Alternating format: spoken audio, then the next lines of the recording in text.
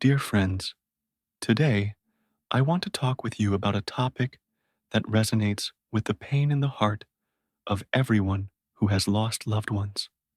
I know how hard it is to enter an empty room, to see the cherished belongings of a person who will never use them again. Their clothes, books, glasses on the bedside table, all these things retain the warmth of their touch and the memory of happy moments. Many of you have probably asked yourselves, what should be done with these belongings? Can they be used? Or is it better to keep them untouched? Or perhaps the right thing to do is to give them away? These thoughts do not come immediately. At first, the pain of loss is so overwhelming that we are simply not ready to think about such matters. I see your comments and letters where you share your experiences. Some of you write that you cannot bring yourselves to touch the belongings of a deceased parent, even years later. Others share how they wear their mother's brooch or their father's watch, feeling a connection to their loved ones through these items. And you know what? All these feelings are absolutely normal. Today, we will try to figure out together how to find your own path in this difficult situation. The question of using the belongings of a deceased person evokes conflicting emotions in us. On the one hand, these items seem too personal, almost sacred. We fear that by using them, we might somehow show disrespect to the memory of our loved one. On the other hand, would they really want their cherished possessions to gather dust or be thrown away?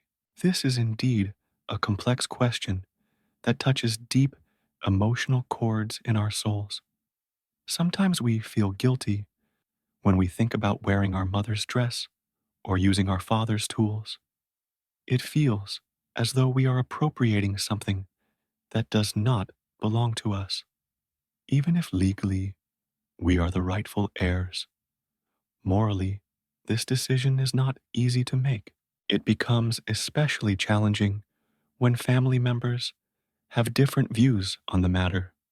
Some believe the items should remain untouched, others wish to use them, and still others propose donating everything to those in need.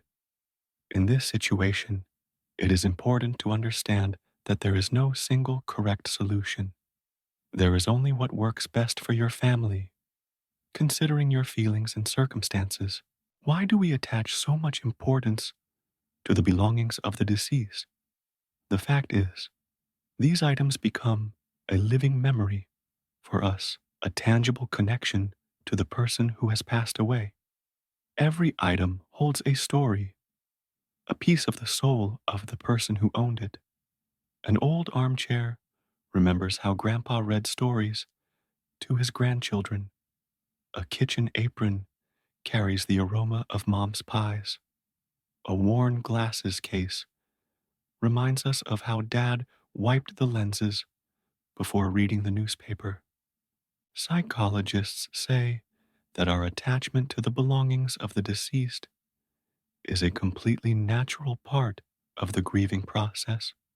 Through these items, it is as if we continue to communicate with our loved one, maintaining an emotional connection. Sometimes it is precisely these things that help us gradually accept the loss and learn to live on while preserving a bright memory of our loved one. Interestingly, even the most ordinary items become special to us if they are connected to the deceased. A simple cup turns into a treasure because it was their favorite cup. An ordinary pen becomes a relic because it was used to write important letters or notes. An old scarf retains the warmth of their hands and the memory of long winter walks.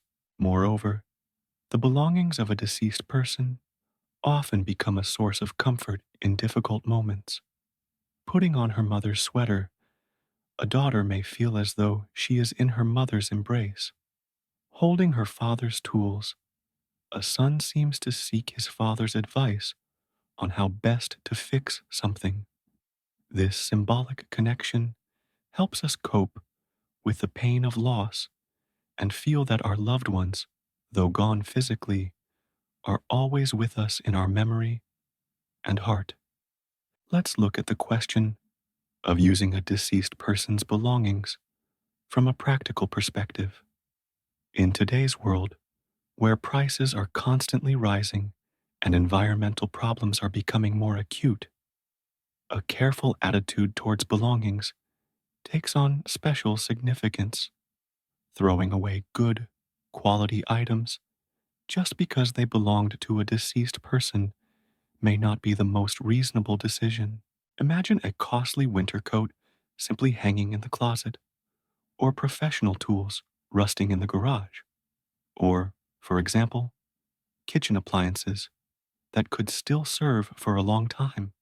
Often, these items could be of use to family members or close friends.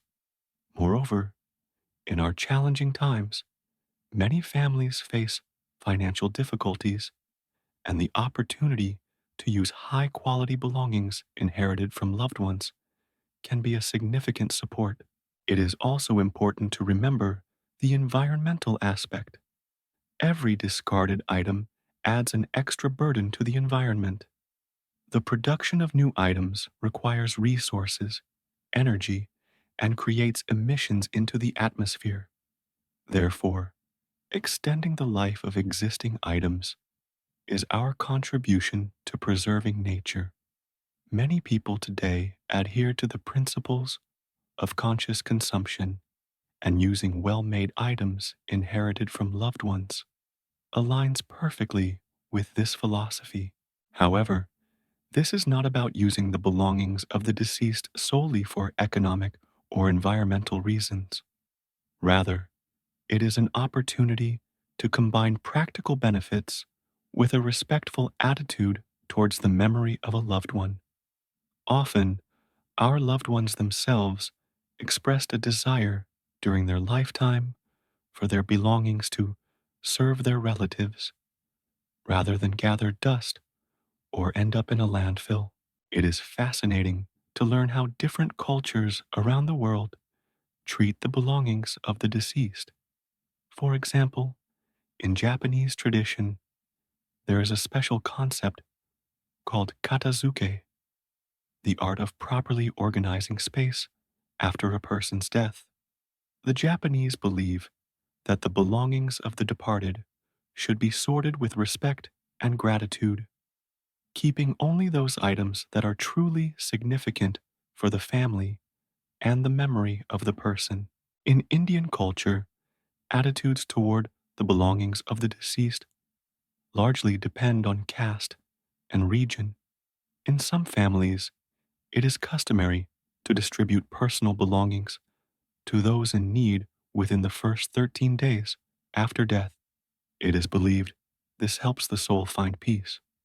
At the same time, particularly valuable or memorable items remain in the family and are passed down from generation to generation as heirlooms.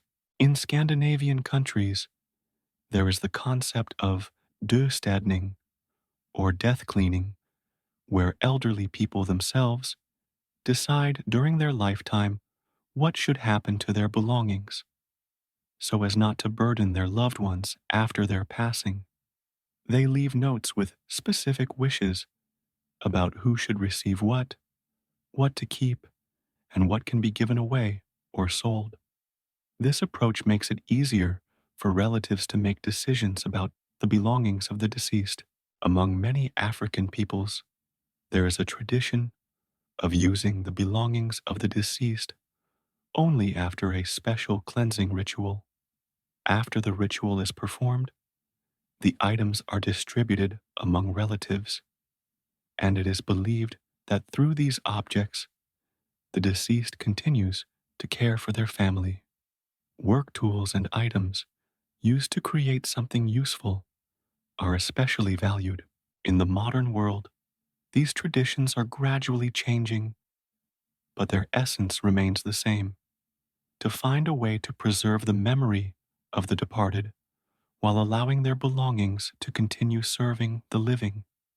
After all, there is a special meaning in this, the continuation of life through the meaningful use of items that were important to our loved one. So, how do you make the right decision about the belongings of a deceased loved one? First and foremost, it is important to understand that there is no need to rush. Specialists in grief counseling advise against making hasty decisions in the first few months after the loss of a loved one. This is a time when our emotions are especially strong, and we might make choices that we later regret.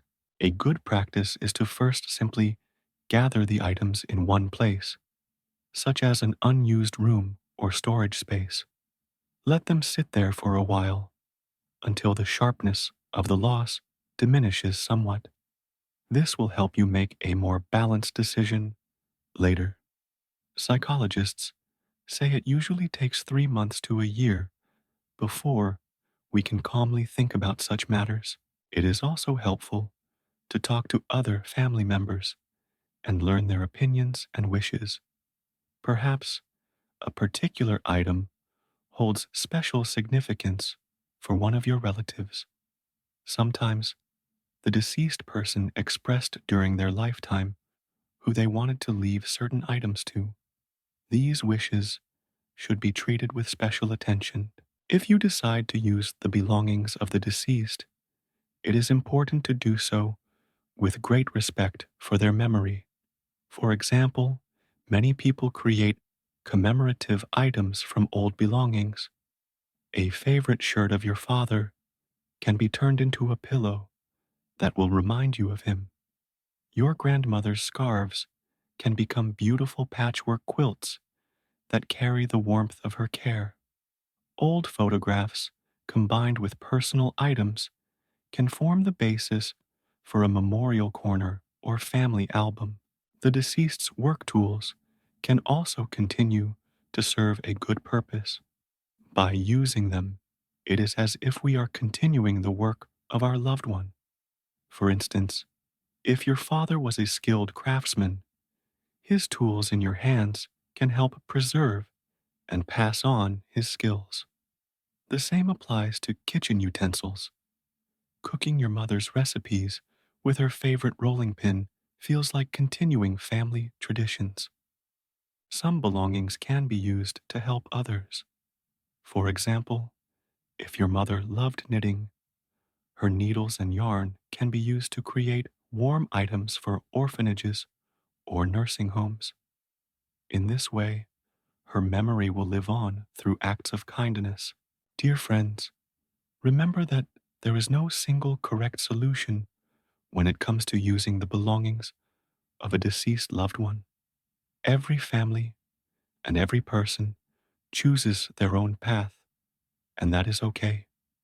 The most important thing is to listen to your heart and remember that our loved ones would want to see us happy. Do not blame yourself if it is difficult for you to part with the belongings of a loved one, or conversely, if you feel the need to use them. We are all different, and everyone deals with loss in their own way. The memory of our loved ones lives not in things, but in our hearts, in the values and traditions they passed on to us, and in the stories we tell our children. The most important thing is to preserve the bright memory of the person and to continue living in a way that they would be proud of us. And if some of their belongings help you in this, then they are fulfilling their main purpose. After all, every person leaves behind not only material objects, but also their love, their knowledge, and their imprint on our souls. And it is this legacy that is the most valuable thing we can cherish and pass on. Thank you very much for watching this video to the end. I hope it helped you find answers to difficult questions and supported you during a challenging time in your life. If you found this video helpful, please subscribe to the channel. There are many more important topics that we will explore together. Like and share the video with those who may find it useful.